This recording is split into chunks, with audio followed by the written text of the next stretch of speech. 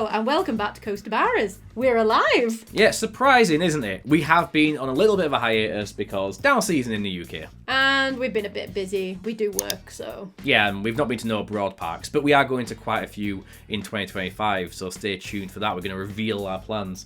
But yes, we want to recap the past year, but we want to say thank you first. Yes, thank you to each and every one of our subscribers. We wouldn't be here without you, and we really appreciate it. Yeah, we just thought we'd document our adventures at these parks that we're going to anyway, and we did not expect the reception we received, and we deeply appreciate it.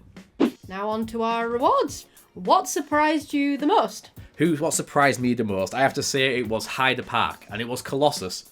The wooden roller coaster over there, or Colossus. It's Colossus. Colossus. I think. Yeah, the big, massive paper mache thing that's got a blank ass on one side, because just don't decorate one side of it. That wasn't what surprised me the most. I'm not saying that. It was a surprise when I saw it. The most surprising part was, we always say that wooden roller coasters on the front, like Wicker Man, Cullen, are always like not as good, because you feel like you're getting dragged back on the track.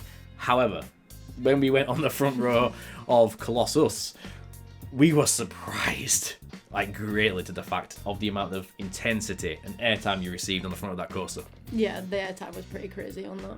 It was. So for me, that has to stand out as my favourite moment. It surprised us both, but other things surprised you.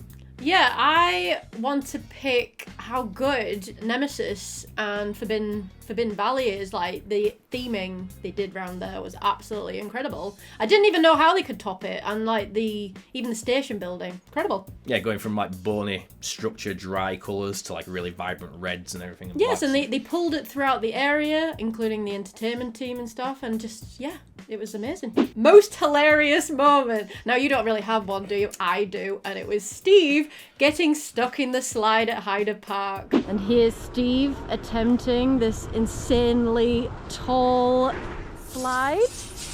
Ow! And as you can hear, it sounds quite painful. I'm not stuck!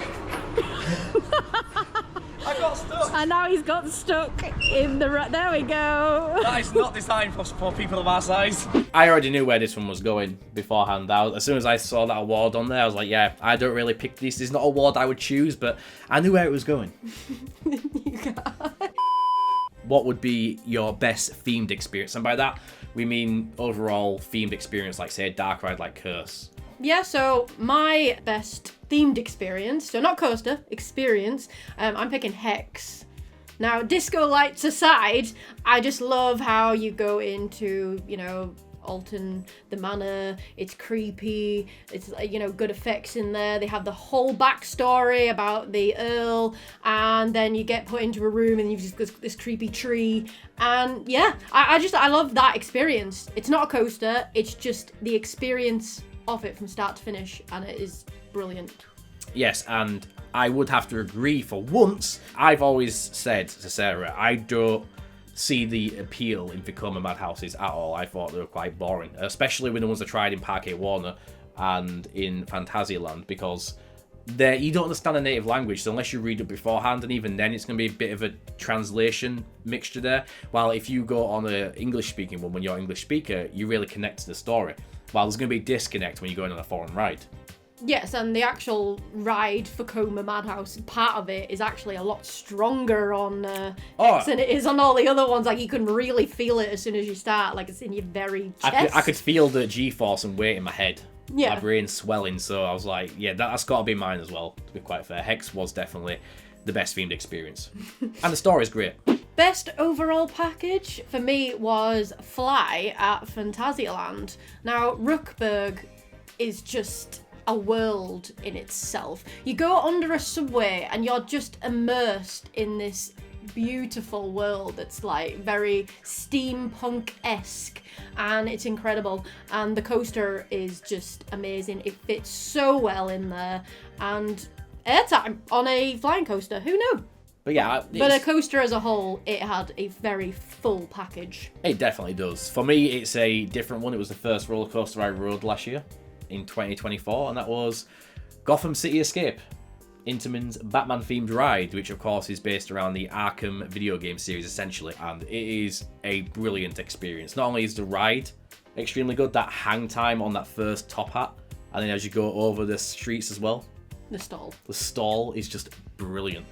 Such a good coaster. My only issue with it is the jankiness of the turntable at the end, which kind of ruined the experience somewhat for me personally. Yeah, because it did break down quite a bit, which caused a few delays, which affects your overall experience at the park of the day, so I can see where Sarah comes from with that. And it was just upsetting at times when we were like stood there for 2 hours and then had to leave on our last day without getting a ride. But you know, it is one of those things you're like, but as a whole in a coaster, it's brilliant. It's just why I can't put it up there. It's just the theming of it. The launches are intense. It's got that top hat stall. It's got the stall over the street. It's got the spike at the end. It's just got intensity throughout. And the queue line is awesome. The queue line is awesome. You go through Weir Manor, and then you go through Batcave, which is absolutely brilliant. Then you go through a subway system, and you escape on the actual roller coaster itself. Not to mention the theming throughout with Joker. And the audio you get in your ears as well, even if you can't understand it. The audio on the coaster is good, to be fair. So up next is favourite coaster. Oof, favourite coaster. Now, this will depend on your parameters for a favourite coaster. Yeah, so basically what I consider it as, what is your number one coaster right now, top 10, number one, what is it? And it doesn't matter what the reason for it is. So obviously for me personally, it is Zadra. She is a beauty. I cried when I came off her. And nothing has topped her since yet. I mean, we are going on a lot of coasters this year, so you never know, it might change. But for now, she's on my top spot. Yeah, she has been for a while, but again, it might change in 2025 because there's more coasters to come. For me, this was very difficult because my criteria always was, that's why we had a complete package in there, because that's everything included, versus pure ride experience, which I would, if I was basing it on that, I would say Zadra is there, but we're basing it on our favourite coaster instead, what we would consider our number one. And it's really tough for me because again, I do love Gotham City Escape and I do love Zadra as well in its own way. But I think I'd have probably, and it's not Hyperia, believe it or not, despite the Hyperia moves and stuff. Hyperia is great, but it's too short of a ride for me to consider a favourite coaster, so I'm probably going to have to go with Nemesis Reborn. It's my favourite coaster overall because it's reliable, queue time's decent. Sometimes. Yeah, sometimes. People do report rattles, but I've never really had a problem with that on it. There's a bit, but it's a B&M coaster, and I've felt way worse on other coasters. It's nothing to worry about. And I've never really had a bad ride on it, besides the opening when we went, and it was crippled. But once I got to experience the full Nemesis, I was like, yeah, this is just, I can ride that all day long without any worries, and I just love the overall experience of the ride. And last on our awards is going to be the prestigious favourite park of the year. Phantasialand was fabulous. As a package, that park is just incredible. Out of this world, actually. I agree. It is the best park. There's the theming throughout it just sells it alone. It's a proper experience through and through. And the coasters themselves, like Taron and stuff, oh, beautiful. Oh, just so much fun. And just because Taron didn't get any of the awards doesn't mean it was a brilliant coaster. It was absolutely amazing. That was definitely the best coaster there. And I just really want to go back. Yeah, we just want to go back. We plan on going back in 2025. We are. But before we get on to 2025 and what the plans are, we have to briefly mention, of course, besides the awards, some things throughout the year, like availability. It's been a bit of an experience up and down throughout the UK and abroad. Yeah, so last year was difficult at times. Just, like Steve said, ride availability across the board was just not very good in the UK. I would have said our European counterparts were a lot better in that respect. Like when things went down, because coasters do go down. It happens. It is a thing. But they got the engineers out pretty quickly and they got them back up and running. There was also, they were telling people what was going on, and they tried to get people back on the ride as quickly as possible. Yeah, because Taron got evacuated right at the end of the day, and they still managed to get everyone off the train and got them back on the train, and then got the rest of the people in the queue on the train. It was marvellous to see, because in 2023, the UK, for example, which is usually a problem, but it was in 2024 at least, across every single park we went to, in 2023 they were fine. The operations were brilliant. Yes, rides went down, it happens, as we said, but it was, obviously UK parks still communicate like they do in some other parks, but they still got them back up in a decent time. Yeah, exactly. And yeah, we don't want to be too negative about it. I'm kind of hoping that this year, things will improve a lot. And the other question I must ask is, do we think Smiler will be better this year? I mean, you think it would be, because Smiler seems to have a trend of it's good one year, then it's terrible, and it's good, and it's terrible, and it's one of my favourite rides. Yeah, like 2023, Smiler was riding pretty good. Perfect. Last year was a bit hit and miss. I think most of the times we rode it, it wasn't very good at all. And then there was one time, I think over the summer, I think I had a really good ride on it, and you were like, So it's one of those. It's hard to know, isn't it? But 2025 going onwards, we have got plenty of parks we are planning to visit, both UK and abroad. What have we got? We've got Belgium. We're going to Plopsaland de Pan. Europa Park. Parc Asterix in France. There's too many to name, really, because we probably forget them all. There's that many. We got Holiday Park and Movie Park and their potentials. We got Phantasialand in the winter, Wintertron. Yes, and we're also going to Europa Park again for winter. Yes, that's because... 2 Europa Parks. Yeah, in there. 2 Europa Parks in there, because, you know, we think we're going to love it, so let's go back twice. Wallaby Belgium, I nearly said Hollander. And we're finally going to Port Ventura World. Yeah, we are. See, there's so many, my poor memory cannot keep more than 3 at a time in there, so it's like, wow, we've not wrote a list out, so we're going to pure No, memory we're just here. going off of memory. Oh, and Efteling, hopefully going there as well. So that's what I mean, I'm already forgetting parks, and obviously our UK normals like Alton, Thorpe, Chessington, Blackpool, etc. which we're hoping we go on a good day. We sadly had some bad luck last year. It's what can you do? This can happen. We had bad days at Alton too. It's how it happens. And 2023, they were brilliant. They were brilliant every time we went, so we're just hoping we have a nice experience this year. But yeah, UK parks, we're actually going. We weren't gonna go, but we're gonna go to the opening day of Alton Towers. We weren't gonna bother, but it could be a disaster, but we're hoping might be good, and hopefully our new ride will be open. Yeah, the Toxicator. Yeah, I love a good top speed.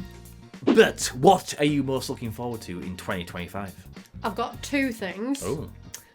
First of all, Ride to Happiness. I wanted to go on that coaster forever, and there's only 2 in the world, and I'm so excited that we're finally getting to go to Plopsaland de Pan so I can go on Ride to Happiness. And the other one is Volteron. I am so excited about that coaster as well. Can you tell? Just a bit. Just a bit. So yeah, I'm excited for this year. It's going to be great. It is. For me, it's mainly Ride to Happiness because, again, that seems like a ride it is going to be different every time you ride it, so it'll be a unique experience. And we've been on, obviously, Icon's seat, which is obviously a rotating back seat when you pay for it. Oh yeah, you love Enzo. We love It's Enzo. great. But this is obviously going to be like that in every single seat, and you don't have to pay an upcharge for it, so it's going to be quite an interesting experience. But yeah, we've got an exciting year ahead. Again, we thank you for all the support over the past year. We thought we'd do this for fun. We didn't expect the reception we got, so we deeply appreciate it. Yep, and I hope you tune in for more of our crazy Barra antics over the next year as well. Yeah, and if you like the video, please like, comment, and subscribe. It helps in the algorithm. Again, you will get the new series first before I vlog to Plopsaland de Pan and see what we think about Ride to Happiness. Please let it be open. But yeah, we're a bit worried about that, but fingers crossed. Fingers crossed. We are That's all you going can back do. to Belgium later on in the year, so if we don't get it this time, we'll hopefully get it then, but fingers crossed. We will. But with that being said, be like a barra. And keep coasting. Bye-bye. Bye.